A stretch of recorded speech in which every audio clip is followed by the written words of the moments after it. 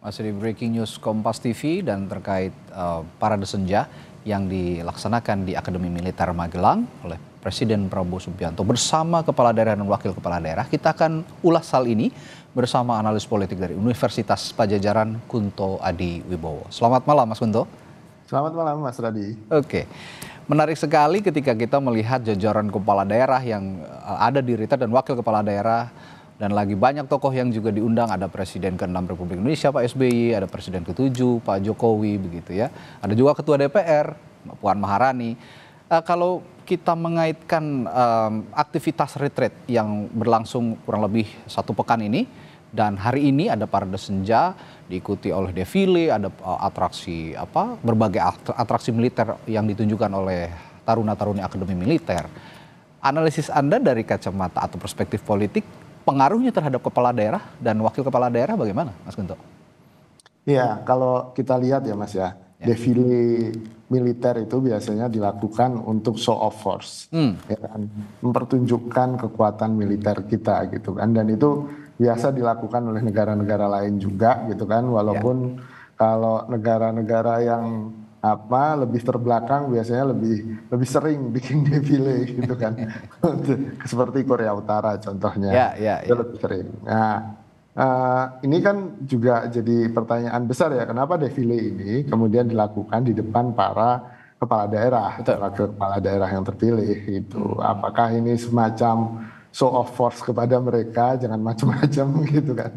Atau mungkin ya sisi positifnya adalah kita punya kekuatan militer yang kuat loh. Jadi daerah-daerah yang ada di terluar, terdepan dan 3T itu jangan takut, kita akan selalu backup. Mungkin pesannya itu ya dari defile militer ini. Tapi kalau dilihat kemudian apakah ini, ya mungkin satu lagi Mas, tadi saya juga diskusi sama istri saya, terus kemudian pertanyaan besarnya kan, ini kan sebenarnya efek nasionalismenya, kalaupun ingin menumbuhkan nasionalisme, menumbuhkan kebanggaan, itu nggak lama efeknya. Gitu paling 1, 2, 3 hari atau seminggu lah paling lama. Lalu setelah itu mereka kembali ke mode normal lagi kan, gitu kepala-kepala daerah ini kan, gitu. Kecuali secara rutin dilakukan seperti ya tentara-tentara atau polisi yang memang selalu melakukan ini kan gitu. Pertanyaannya kan, ya ini kan akhirnya jadi seremonial belaka, akhirnya efeknya ke kepala daerah juga nggak selama itu. Mungkin Mas Radi ingat zaman zaman banyak motivator itu kan, seakan-akan kalau ada motivator kemudian kita berubah, nggak juga kan, nyatanya kita segera kembali ke mode normal lagi. Nah ini menurut saya yang juga agak tidak efisien ya kalau dilihat dari sisi anggarannya yang pasti juga besar untuk acara seperti ini. Ya, agak tidak efisien, efek nasionalisme yang tidak akan berlangsung lama sepertinya menurut analisis Anda, tapi ada pesan-pesan di balik itu untuk mendisiplinkan para kepala daerah dan juga untuk ada pesan bahwa perangkat militer ini juga bisa membackup masing-masing kepala daerah jika ada masalah di daerahnya masing-masing, kurang lebih seperti itu. Tapi hari-hari ini sepertinya tidak, agak sulit untuk memisahkan masalah ataupun momen retret kepala daerah ini dengan kehadiran Mbak Puan Maharani, Ketua DPR RI yang juga politisi PDI Perjuangan. Kita tahu awal retret para kepala daerah menunda, bahasanya menunda untuk datang ke retret. Nah, bagaimana Anda juga mengamati hal ini dan apa dampaknya bagi para kepala daerah dari PDI Perjuangan? Tapi nanti kita akan bahas setelah jeda di Breaking News Kompas TV. Tetaplah bersama kami. Ya, sebelum jeda tadi saya bertanya atau melemparkan pertanyaan kepada analis politik kita dari Universitas Padjadjaran, Mas Kunto Adi Wibowo. Mas Kunto, kalau tadi kita lihat kehadiran Puan Maharani, Ketua DPR RI yang juga politisi PDI Perjuangan, rasanya agak sulit untuk tidak mengaitkan dengan peristiwa hari-hari ini, di mana saat awal retret para kepala daerah dan wakil kepala daerah dari PDI Perjuangan sempat menunda kehadiran retret, tapi akhirnya semua bergabung diakhiri oleh kedatangan kepala daerah dari DKI Jakarta, Gubernur Jakarta, Pramono Anung yang juga kader PDI Perjuangan. Apa dampaknya bagi para kepala daerah yang menghadiri retret ini dari PDI Perjuangan dan momen kehadiran Puan Maharani? Analisis Anda bagaimana? Ya Mas, kalau menurut saya memang sudah ada dinamika yang agak panjang ya dari sepekan yang lalu gitu kan. Apalagi kan kita tahu bahwa momentum penundaan atau perintah penundaan kepala daerah PDI Perjuangan untuk ikut retret ini kan diawali atau dipicu oleh penangkapan Pak Hasto ya, Sekjen PDI Perjuangan waktu itu oleh KPK. Nah, PDI kemudian merespon dengan menunda, memerintahkan menunda kepala-kepala daerahnya untuk ikut retret. Tapi kan kemudian ada dinamika yang berkembang. Tampaknya Mas Pramono Anung ini sebagai penengah atau lobby ke Bu Meganya cukup berhasil gitu kan.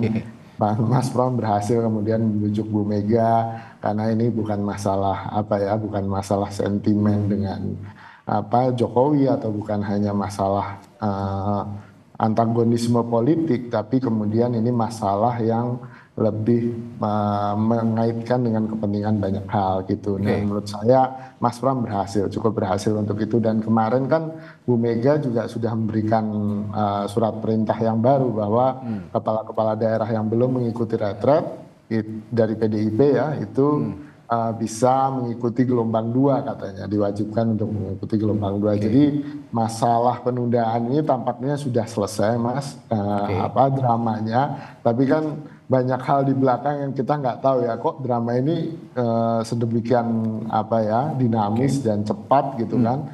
Saya yakin tidak hanya soal Mas Pram di situ, tapi ada banyak aktor lain dan cerita lain yang juga terlibat. Tapi saya belum tahu nih sebenarnya bagaimana. Oke. Dan selanjutnya momen kehadiran Presiden ke-6 Republik Indonesia Susilo Bambang Yudhoyono dan Presiden ke-7 Republik Indonesia Joko Widodo. Ini juga sepertinya menarik. Dalam sepekan terakhir kebersamaan Prabowo bersama Presiden ke-7, Presiden ke-6 dan ke-7 ini bukan yang pertama kalinya, termasuk di retret parade senja retret kepala daerah kali ini. Saya akan tanyakan makna kehadiran keduanya setelah jeda di Breaking News Kompas TV. Kalau tadi kita membahas kehadiran Puan Maharani di retret kepala daerah di parade senja retret kepala daerah di Magelang, saya juga akan membahas kali ini kehadiran Presiden ke-6 Republik Indonesia Susilo Bambang Yudhoyono dan Presiden ke-7 Republik Indonesia Joko Widodo yang sepertinya Mas Kunto hari-hari ini juga hubungannya tidak terlalu bagus dengan Ketua Umum PDI Perjuangan dan kader-kader PDI lainnya, Megawati Soekarno Putri. Bagaimana Anda melihat kehadiran keduanya? Maknanya seperti apa?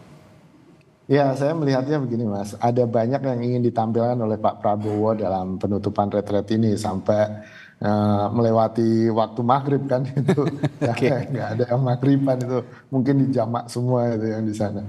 Tapi kan menurut saya begini, ada kritik bahwa Pak Prabowo jangan terlalu berdua-duaan terus sama Pak Jokowi gitu kan, karena itu kan kelihatan ketergantungannya atau kemudian dicurigai bahwa memang Pak Prabowo ini jadi bayang-bayangnya Pak Jokowi ini membayangi Pak Prabowo terus gitu kan.